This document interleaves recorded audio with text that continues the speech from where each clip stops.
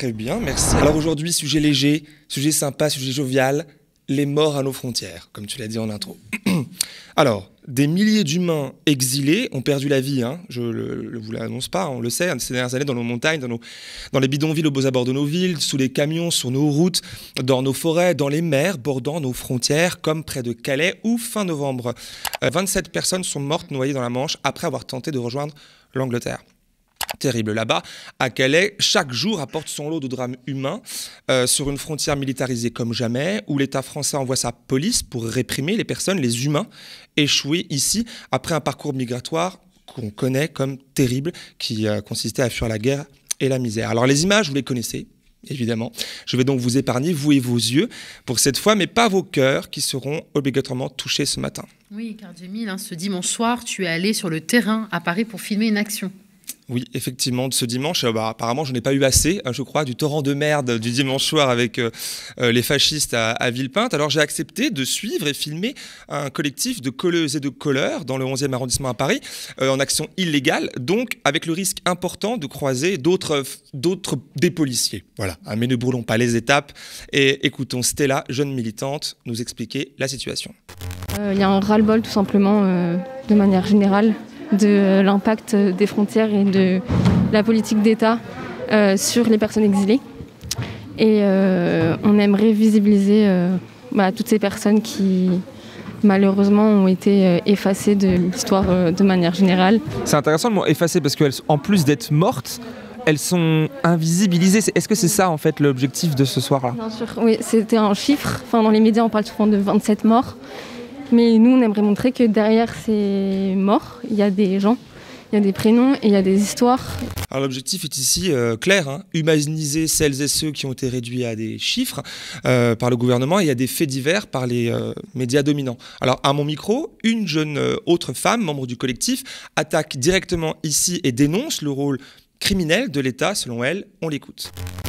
Donc ça va de ce qu'on appelle la nécropolitique, du fait qu'en fait, toutes les personnes exilées qui sont à Calais, qui sont à Grande-Synthe, qui sont à la frontière du côté français, en fait, l'État les tue indirectement en les empêchant d'avoir accès à la nourriture, à avoir accès à l'eau, via des expulsions qui sont quasi quotidiennes. Ce que fait l'État à Calais, c'est une politique de harcèlement. C'est une politique de harcèlement qui est physique, qui est mentale. C'est une démonstration de force à travers des énormes convois policiers. C'est une violence d'État à part entière qui s'appuie sur une politique qui finalement est raciste. Elle parle de nécropolitique, de quoi s'agit-il ? Eh bien moi-même j'ai découvert ce mot au dimanche soir, alors j'ai fait quelques recherches. La nécropolitique, c'est un néologisme, c'est-à-dire un mot nouveau, inventé par Achille Mbembe, hein, je prononce bien son nom, hein, j'espère, politologue et historien camerounais. Alors le concept reprend et additionne les mécanismes de domination et de pouvoir existants en fait pour dicter qui peut vivre, c'est quand même fort, et qui doit mourir dans nos sociétés, considérant la matérialité, mais aussi l'intentionnalité palpable, réelle, hein, qu'on voit, des enjeux de pouvoir entre les groupes sociaux qui existent dans notre pays. Alors ça va de l'appareil d'État, un énorme appareil, jusqu'au petit coup de canif de la police qui lacère les tentes des réfugiés dans les bois. Alors le concept de nécropolitique tend ici à montrer que le pouvoir, en lui-même, le pouvoir, possède aussi une dimension de contrôle sur la possibilité même de la vie. Je te l'avais dit, hein, Nadia, sujet passionnant et jovial. Passionnant, mais pas forcément jovial. Alors revenons à l'action du collectif appartenant au mouvement Collage Réfugiés à Paris, dont les membres ont véritablement travaillé durement pour établir une liste qui n'existait pas, une liste précise des personnes décédées à la frontière franco-britannique. On écoute Stella nous expliquer. Quand nous, on s'est penché sur la liste justement de ces personnes, une liste qui n'existait pas, et on a mis du temps à la faire, on s'est rendu compte que c'était juste effroyable. Et même nous, en tant que militants, on a eu beaucoup de mal à faire cette liste. Parce qu'il y avait un âge, il y avait la nationalité, il y avait les conditions, les circonstances du décès. Et donc là, d'un coup, c'est devenu concret. Et parfois, il y avait même les photos, les photos d'identité. Et c'est là que je me suis dit, il faut absolument écrire partout le nom de ces personnes, qu'on n'oublie pas. D'ailleurs, ça me fait penser aussi à une enquête, à un article de Mediapart qui avait publié quelques portraits de ces naufragés. Effectivement.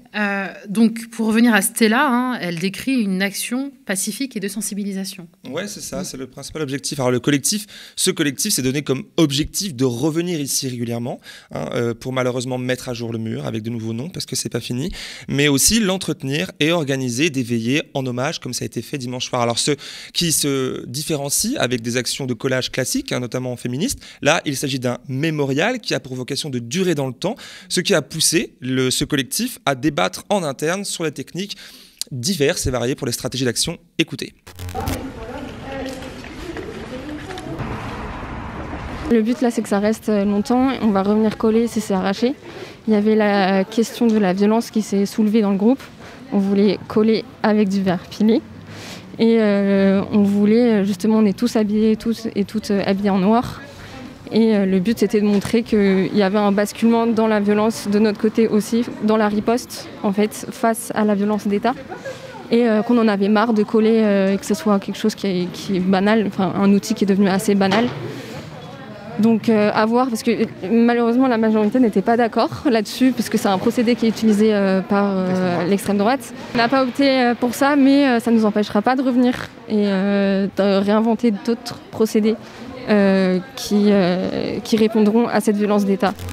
Alors personnellement, moi je trouve très intéressant ce débat sur la violence, sur sa définition, son usage politique, car il n'est plus à démontrer son utilité, tant il y a d'exemples dans l'histoire, notamment celle des conquêtes sociales. Voilà, j'ai dans la tête par exemple l'exemple des suffragettes, ce mouvement féministe anglais fondé en 1903, qui avait rompu avec la bienséance et le ronron des luttes classiques pour opter pour la provocation, mais aussi l'action directe, et même ce qui a été défini comme un peu apparenté à du terrorisme par certains historiens, les suffragettes ayant utilisé des bombes et des explosifs dans les endroits symboliques du patriarcat et du capitalisme pour obtenir le droit de vote avec succès.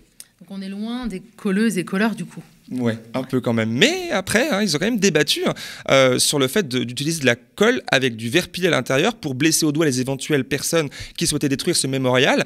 De papier, alors c'est déjà en soi aller vers de l'action violente, tout du moins se poser la question. Et puis, pour beaucoup, toi-même tu sais, le collage sauvage est déjà en soi de la violence pour beaucoup de personnes, malheureusement. Car pour eux, ça détériorerait l'espace public, car pour eux, en fait, c'est vrai, il porte un propos accusateur, il fait surgir une réalité explosive, si je puis dire, dans une autre bien plus tranquille. Et ça n'a pas laissé les passants insensibles. Regardez. Merci. Vous disiez, là, vous passez en voiture, vous dites j'adore. C'est un mur de liberté. En général, c'est pour les femmes, les violences contre les femmes sont ce mur. C'est le mur de l'expression, on l'adore. Étant donné qu'on entend à la radio tout ce qui se passe, de voir ce mur, c'est beaucoup plus émouvant. C'est plus concret que d'entendre à la radio que des bateaux sont chavirés et que personne ne les secourt et qu'en fait tout le monde s'en fiche. C'est juste des chiffres. Ouais, c'est épouvantable. Juste épouvantable. Vous me disiez que vous habitez dans le quartier ? Oui, j'habite tout près. Et je vois des murs, je vois ce mur qui est sans arrêt inscrit par des causes qui sont extrêmement importantes, voilà, que ce soit les féministes ou les gens qui sont morts ou tués en mer. Alors j'ai aussi tendu mon micro à une autre dame qui passait par là, alors que je n'avais pas bu au même moment que la police aussi passait par là et débarquait. La dame, pendant ce temps-là, m'a livré un témoignage au micro personnel assez percutant, tu vas voir, regardez. On m'a rien expliqué, non, je lis. Donc il y a des prénoms, c'est écrit anonyme, il y a des dates. Voilà, puis là il y a des flics qui viennent de s'arrêter. Et ça vous évoque quoi, la situation, là, ce que vous voyez, et puis du coup la scène que vous... Vous savez, moi j'ai un peu plus de 60 ans, et quand j'avais 20 ans, je faisais pareil. Donc voilà, ça continue, c'est bien. Il faut continuer, il faut écrire, il ne faut pas s'arrêter. Et pourquoi à 20 ans vous faisiez ça ? Pourquoi vous pensez qu'il faut continuer ? Quel est l'intérêt de tout ça pour vous ? Nous, à l'époque, on se battait pour que le viol soit reconnu comme un crime. On se battait pour que l'homosexualité soit reconnue comme une orientation sexuelle normale. Etc., etc. Moi, j'étais dans le MLF et ces choses-là. Donc, pour moi, c'est absolument Enfin, c'est normal que ça continue, et puis il faut que ça continue, parce que c'est le sens de la vie. Elle est incroyable cette rencontre, hein. Tombée à point nommé. Tu vois, c'est vrai que cette femme passe à ce moment-là, que je lui tende mon micro à ce moment-là, et qu'elle me raconte ses actions de jeunesse au MLF, le mouvement de la libération des femmes, qui est un mouvement féministe fondé après mai 68, était une bonne surprise, pile dans le thème, c'est vrai. Alors, comme vous l'avez vu dans cet extrait, c'est à ce moment-là que la police est arrivée. Bon, hein, voilà.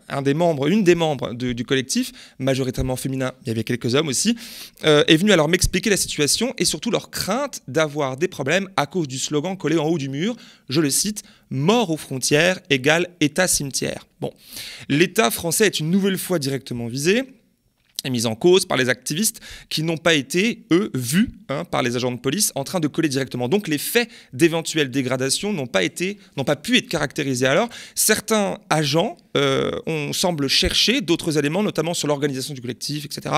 Je continue de filmer, on regarde. Là, il y a un policier ou une policière qui fait en sorte que je ne puisse pas filmer la voiture ou pas les agents qui sont juste ici. Et qui se marre.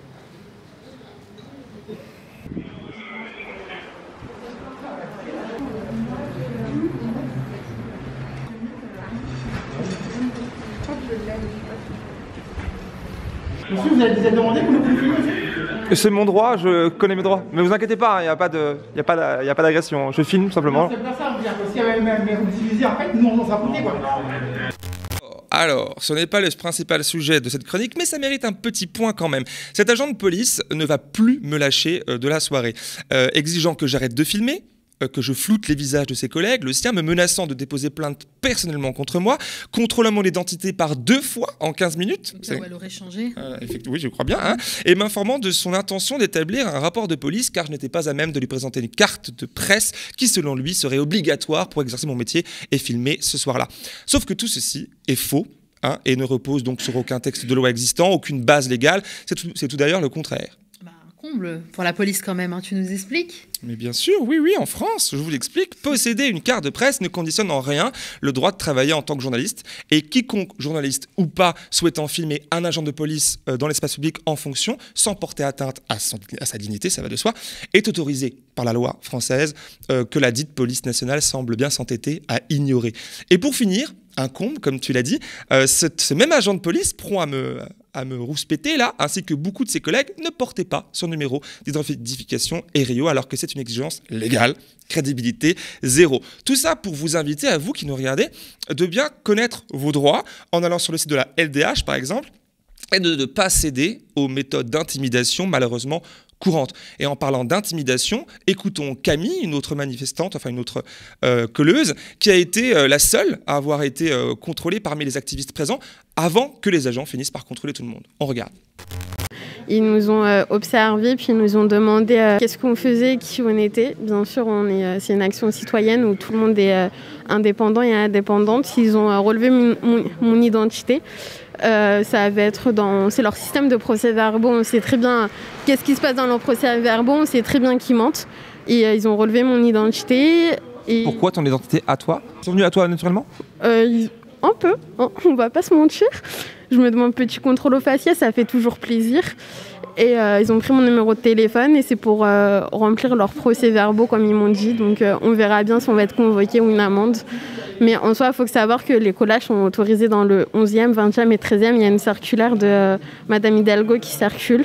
Et on attend qu'est-ce qui va se passer. Mais en tout cas, c'est sûr que même si l'action doit s'arrêter là, on en est très fiers. On a réussi à coller, je pense, une bonne centaine de prénoms. Et on a pu mettre en lumière ces noms et pas ces chiffres. Qu'était le reproche ? Le reproche, on ne sait pas parce qu'ils ne s'expriment pas, ces messieurs et ces dames. C'est les questions, comment vous êtes organisés, qui êtes-vous ?